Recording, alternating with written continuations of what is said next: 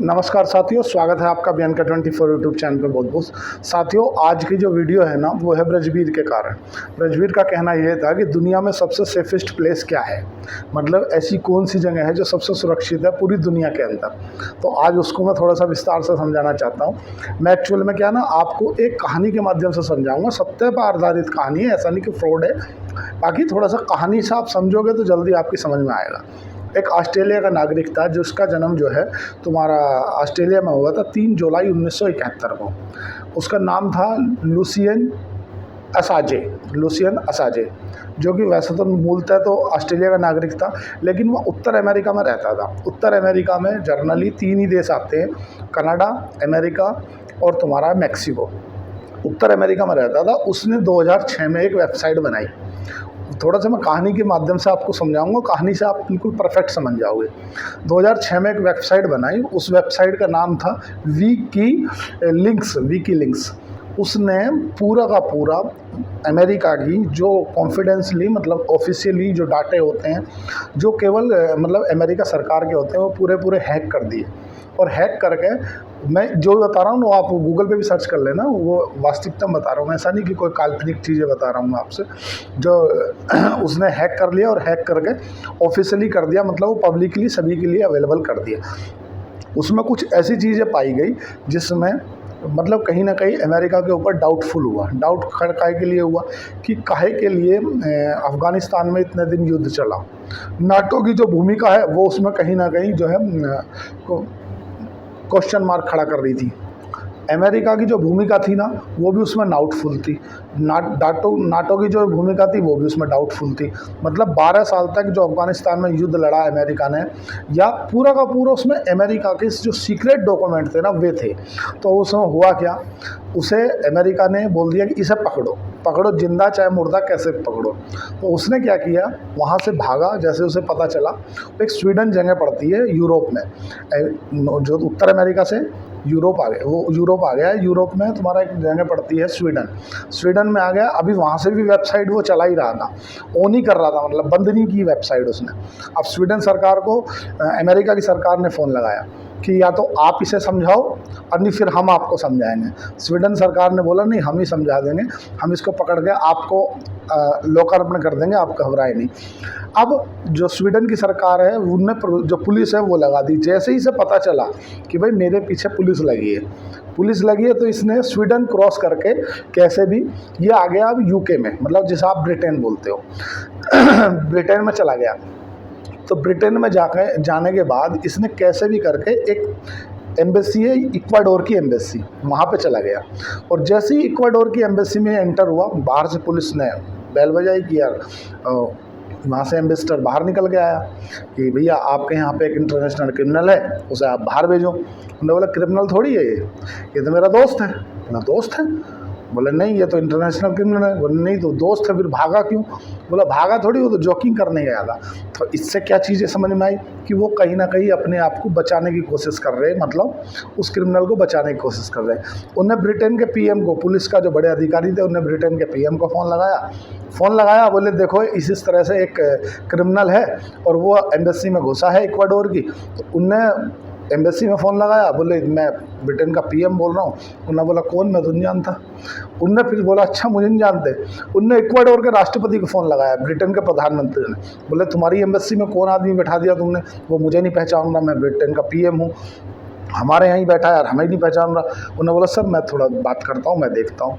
जो इक्वाडोर के राष्ट्रपति थे उसने अपनी एम्बेसी में फ़ोन लगाया। बोले काहे के लिए झंझट कर रहे हो, वहाँ पे बैठे हो और वहाँ के प्रधानमंत्री को नहीं पहचान रहे। बोले ये व्यक्ति जिसने पूरी अमेरिका को हिला के रखा है, इसने इतना कॉन्फिडेंशियल डाटा जो पब्लिकली कर रखा है वो पूरा का पूरा अभी हमारे पास में है। अब इसको आप अपने पास से समझो, भारत के रिवर्स से समझो।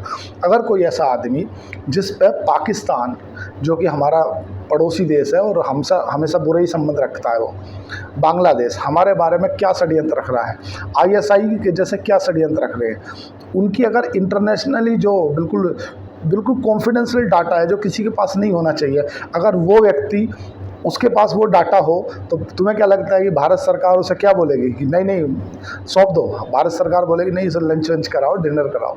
तो उस दौरान की बात है कि इक्वाडोर और अमेरिका और वेनेजुएला इन सब के जो है संबंध खराब चल रहे थे अमेरिका से, मतलब 8 साल से वो युद्ध ही झेल रहे थे। अब हुआ क्या, उन्होंने बोला सरकार जो इसके पास में डाटा है ना वो अमेरिका के बिल्कुल कॉन्फिडेंस डाटे हैं। अरे बोले अच्छा अनुहा, बोले एक काम करो, से नाश्ता वास्ता कराओ, लंच वंच कराओ, कोई बात नहीं, से सेफ रखो। अब हुआ क्या, ब्रिटेन के प्रधानमंत्री का फिर से फ़ोन आता है। बोले क्यों, क्या हुआ? बोले सर वो मैंने उसे समझाया लेकिन वो बोल रहा है कि मैं एक बार डिसीजन ले लेता हूँ तो मैं अपने आप की भी नहीं सुनता। उन्होंने बोला ये अगर आप कर रहे हो ना तो ये गलत कर रहे हो, हमें फिर मजबूरन आपकी एम्बेसी में घुस कर उसे पकड़ना पड़ेगा। तो जो इक्वाडोर के राष्ट्रपति थे उनकी तरफ से ये बोला गया कि अगर आपने एम्बेसी के अंदर एंटर किया तो ये ध्यान रखना कि आपने इक्वाडोर, जो कि अगर आप जूम करके देखोगे ना तो इक्वाडोर पूरा नहीं लिखा जाएगा, पूरा लिखने में भी वो ख़त्म हो जाएगा, मतलब वो देश ही ख़त्म हो जाएगा, इतना सारा तो जूम करके देखना पड़ता है। उन्होंने बोला कि हमारे देश के ऊपर हमारी संप्रभुता को खतरा हो जाएगा अगर आपने हमारी बिना परमिशन के एम्बेसी में तोड़ के एंटर हो गए ना, तो आप ध्यान रखना आपने किसे चुनौती दी है, इक्वाडोर को। इक्वाडोर मतलब आपने देश की संप्रभुता को चुनौती दी है। अब ब्रिटेन के प्रधानमंत्री की और हालत ख़राब, बोले नहीं नहीं तुम तो करो। अब इसी के साथ में जो इक्वाडोर के साथ 2-4 देश और थे, वेनेजुएला या जो तुम्हारा साउथ अमेरिका में जो देश थे, दक्षिण अमेरिका में, उन देशों की तरफ से और सपोर्ट आ जाता है। लेकिन अगर कभी ब्रिटेन हमला करता है इक्वाडोर के ऊपर तो ये ध्यान रहे कि इक्वाडोर अकेला नहीं है, इक्वाडोर की साथ में पूरे दक्षिण अमेरिका के देश हैं। अब जैसे ही पुलिस एंटर करने वाली थी एम्बेसी में, प्रधानमंत्री की तरफ से फिर कॉल आता है। अरे बोले यार अपने को झपड़ा नहीं चाहिए, पहले बात बताओ बात क्या है। बोले बात ये है कि इसने अमेरिका का कॉन्फिडेंशियल डाटा लीक कर लिया, और लीक कर लिया वो पब्लिकली कर दिया। अच्छा, फिर ये गया स्वीडन में, अच्छा, फिर स्वीडन से ये भाग के आ गया हमारे यहाँ। अच्छा, तो भाई देखो मेरी बात सुनो, अब आप एम्बेसी में मत जाओ, क्योंकि अगर आप एम्बेसी के अंदर गए तो इसका मतलब संप्रभुता को खतरा, मतलब आप एक देश से नहीं लड़ रहे, अगर आपने इस दूसरे देश की संप्रभुता को खतरा किया तो वे लड़ेंगे तुम्हारे साथ। बोले यार झगड़ा नहीं करना, एक काम करो तुम भारत पूरी फील्डिंग जमा कर रखो, पूरी की पूरी बाहर हवाई जहाज, बिल्कुल पुलिस, नौसेना पूरी लगा दो, और जैसे ये बाहर आए तत्काल इसे पकड़ लेना। मैं आपको एक ऐसी चीज़ की पावर बता रहा हूँ जिसे हम वियना संधि बोलते हैं। वियना संधि की इतनी पावर है ना।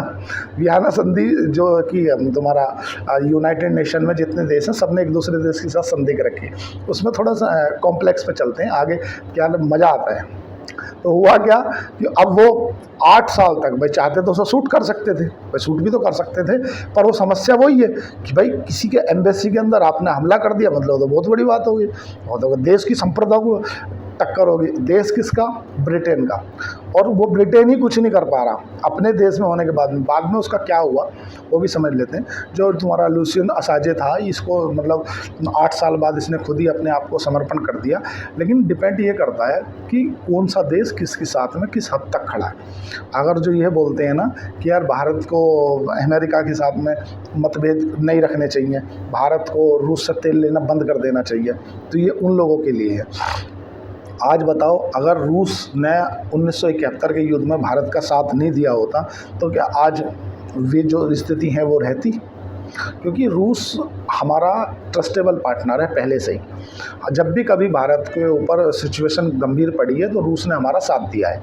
चाहे आप जब स्पुतनिक जो कोविड-19 के जैसा स्पुतनिक लॉन्च कर दी थी उन्होंने, चाहे S-400 देख लो, हर चीज़ में रूस ने भारत का समर्थन ही किया है। तो इसीलिए किसी भी देश की जो सबसे सेफेस्ट और सबसे महत्वपूर्ण जगह होती है ना, वो उस देश की एम्बेसी होती है। अब फिर एक बार लेमन लैंग्वेज में समझ लो, किसी भी देश की अगर एम्बेसी, चाहे जैसे आपने देखा ना भारत पाकिस्तान के इतने युद्ध हुए है ना, उसके बाद में भी अभी कन्फ्लिक्ट बढ़ा, लेकिन भारत ने उनकी एम्बेसी को तो नहीं छेड़ा ना। चाहता तो छेड़ सकता था क्योंकि युद्ध हो रहा, भाई युद्ध की कंडीशन में तो नियम ही लागू नहीं होता। लेकिन अगर आप सपोज करो भारत की कोई एम्बेसी कहीं किसी देश में है और उस देश में पूरे के पूरे जो एम्बेसी के अंदर नियम कायदे लागू सब पूरे भारत के होंगे, भारत के हिसाब से चलेगा, भारत के हिसाब से राष्ट्रगान होगा, भारत के हिसाब से प्रेयर होगी, भारत के हिसाब से खाना खाया जाएगा, जो भारत के यहाँ जैसे होता है वैसे ही होगा वहाँ भी। जैसे अमेरिका की एम्बेसी है और अमेरिका की एम्बेसी में कोई व्यक्ति है तो जब तक अमेरिका के राजदूत जो वहाँ अमेरिका के बसे हुए यहाँ रह रहे हैं उनकी परमिशन नहीं होगी तब तक अमेरिका की एम्बेसी में आप जा नहीं सकते। अगर आप जाते हो तो ये समझ लो कि आपने उस देश की संप्रभुता को चुनौती दी है। और संप्रभुता को चुनौती देनी मतलब इक्वाडोर के साथ में क्या हुआ आपने देख लिया। तो अगर कभी कोई पूछा जाए ना कि यार अभी तक की स्थिति में सबसे सेफेस्ट प्लेस कौन सा है, तो सबसे सेफेस्ट प्लेस जो है ना साथियों, वो है किसी भी देश में एम्बेसी, दूसरे देश की, उसकी नहीं, दूसरे देश की। मतलब अगर भारत की जो विदेश मंत्रालय है, आप वहाँ चले जाओगे तो भारत की पुलिस लट मार के ले आएगी। पर अगर आप भारत में हो और आप चीन की एम्बेसी में हो, तो आपको जो चीन का राजदूत है ना, उससे पहले परमिशन लेनी पड़ेगी कि भाई साहब तुम्हारे यहाँ ऐसा ऐसा आदमी, उससे मैं, उसकी जो सीमा है एम्बेसी की, उसके अंदर तो पूरी इसी की चलेगी। इसीलिए जब आपने देखा होगा कि लोग बाग बाहर गए हुए रहते हैं, मतलब कोई अफ़गानिस्तान जब गया था काम करने, बहुत से लोग गए थे पहले भी, आपने देखा ईरान में भी गए थे, यूक्रेन में भी गए थे, या किसी भी देश में, सऊदी अरब में या कतर में, बहरीन में, ये जहाँ भी ये कामगार लोग काम करने जाते हैं ना, आपने एक बात नोटिस की कि ये सबसे पहले जब देश के हालात ख़राब होते हैं तो उस देश में कहाँ जाते हैं, ये उस देश की पुलिस को थोड़ी पूछते हैं, ये ना उस देश की आर्मी से बात करते, ये उस देश की एम्बेसी में जाते हैं, अपने देश की एम्बेसी में, क्योंकि हमारे देश की एम्बेसी सबसे सुरक्षित है। अगर आपको थोड़ा सा मतलब, जब कुवैत के ऊपर हमला कर दिया था ना, किसने, ईरान ने, तो उसको थोड़ा सा रिलेट करके देखोगे तो जितने भी भारत के लोग थे ना, वो भारत जो कुवैत में, क्योंकि हर जगह कुवैतियों को छीन छीन कर मार रहे थे, जो इराक वाले थे वो चुन चुन कर मार रहे थे, ये कुवैती अध्ययन, ये कुवैती अध्ययन, मतलब चुन चुन कर मार रहे थे। लेकिन जब जहाँ प्लेस एम्बेसी की बात आई तो भारत की एम्बेसी में कोई नियम नहीं, कछु नहीं, जो जैसा था वैसा है। क्योंकि अगर आपने भारत के किसी नागरिक को या भारत की एम्बेसी पे हमला कर दिया, सपोज करो कुवैत की हालात ख़राब है, कुवैत की हालात ख़राब है और कुवैत में भारत की एम्बेसी पे हमला कर दिया या भारत की एम्बेसी का गेट वेट तोड़ के अंदर घुस गए, तो वो एम्बेसी पे हमला नहीं हुआ, वो देश भारत पे हमला हुआ, भारत की संप्रभुता में हमला हुआ। इसीलिए किसी भी देश में दूसरे देश की जो एम्बेसी होती है ना, वो सबसे सेफेस्ट प्लेस माना जाता है। अभी तक वियना संधि के कारण ये पावर दी गई है सबको। अगर सपोज ऐसे उदाहरण से समझ लो ना आप, सपोज करो भारत की एक एम्बेसी, उदाहरण से समझो, जो बांग्लादेश में है, या बांग्लादेश तो खैर ये तो कॉमनवेल्थ गेम है, इनको तो छोड़ो, अगर सऊदी अरब में और हमारे दो राजनयिकों को निपटा दिया जाए, किसे निपटा दिया जाए तो इसका मतलब समझ रहे हो आप, इसका मतलब भारत की संप्रभुता पर हमला हो गया डायरेक्ट।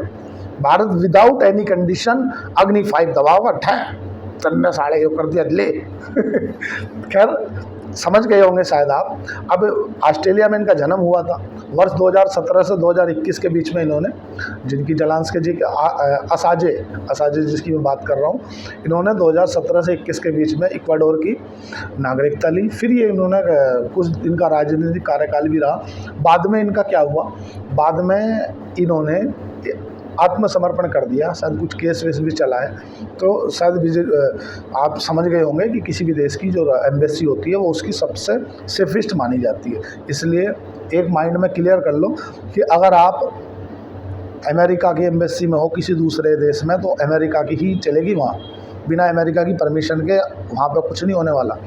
भारत की एम्बेसी है, सपोज करो किसी भी देश में, यूक्रेन में इतने छात्र गए, वे एम्बेसी से संपर्क कर रहे थे, पासपोर्ट पे लिखा रहता है किसी भी प्रकार के आने वाले आपत्ति काल में आपको डायरेक्ट एम्बेसी से संपर्क करना है। क्यों? क्योंकि वहीं आपको जाकर वो समझ लो कि जैसे तो एक आप हम सब हिंदू धर्म में है तो पूजा पाठ भी करते, तो एक कहावत है, आपने देखा होगा, ओम जय जगदीश सिहारे में, उसमें एक आरती आती है, तुम ही ठाकुर मेरे। तो देखिए दूसरे देशों में जो तुम्हारी एम्बेसी है वही तुम्हारी ठाकुर है, वही सब कुछ है, उसके बिना कुछ नहीं है। साथियों वीडियो लंबी होगी, इसके लिए आज के लिए क्षमा चाहूँगा। शायद क्या कहानी के माध्यम से इसलिए समझाया मैंने कि ये कोई काल्पनिक नहीं है, इसको आप देख भी सकते हो। जो लुसियन असाजे हैं, ये ऑस्ट्रेलिया में इनका जन्म हुआ था और 2006 में इन्होंने जो WikiLeaks करके एक वेबसाइट बनाई थी, उसने पूरी अमेरिका की जो कॉन्फिडेंशियल डाटा था वो पूरा हैक कर लिया था। और हैक करने के बाद इन्होंने फिर डिफरेंट डिफरेंट जगह चले गए ये भागते हुए। पहले तुम्हारा स्वीडन चले गए, फिर यूके चले गए, यूके से जाने के बाद इन्होंने फिर इक्वाडोर की एम्बेसी में एंटर कर लिया। इक्वाडोर के उस समय पे जो अमेरिका के हैं वो संबंध ख़राब चल रहे थे, तो उस कंडीशन में प्रधानमंत्री ने बोला कि आप सब बाहर निकालो। उन्होंने बोल दिया बाहर नहीं आएगा तो मेरा दोस्त है। उसने राष्ट्रपति को फ़ोन लगा, राष्ट्रपति ने बोल दिया कि नहीं वो तो नहीं आएगा। उन्होंने बोल दिया मैं हमला कर दूँगा, मैं तोड़ दूँगा। बोला अगर आपने एम्बेसी तोड़ी मतलब हमारी संप्रभुता तोड़ दी मतलब आप तैयार रहना किसी भी हमले के लिए। उधर से जो इक्वाडोर के साथ में जो 2-4 देश थे वे खड़े हो गए, बोले यार हम देखेंगे कौन क्या करता है। तो इधर ब्रिटेन के पीएम घबरा गए, बोले ये तो लफड़ा हो गया यार, एक नागरिक को पकड़ने के लिए, एक जरा से क्रिमिनल को पकड़ने के लिए युद्ध जैसे हालात बन रहे हैं। यार सपोज करो ना, अगर कोई भारत को चुनौती दे दे, बोले हमला करेंगे हम, और भारत कह दे या मतलब रूस कह दे या चाइना कह दे या उत्तर कोरिया कह दे कि अगर आपने भारत की तरफ आँख उठा के देखा या आपने भारत की तरफ एक मिसाइल भी दागी तो ये ध्यान रहे कि भारत अकेला नहीं है। भारत की तरफ से ईरान, चाइना और रूस और उत्तर कोरिया चारों खड़े हैं। अब वो सामने वाला घबरा जाएगा, कहना अब हमला करना और आफत। भाई अभी तक तो हमला करना था अकेला भारत पे, और अगर आप भारत पे हमला करा तो ये 4 देश पहले खड़े। इसीलिए ये कोई किसी भी तरह की कोई काल्पनिक नहीं है, हकीकत की घटना है। कहानी के माध्यम से इसलिए समझाया कि आदमी को समझने में आसानी रहती है। आज के लिए इतना ही, धन्यवाद, थैंक यू।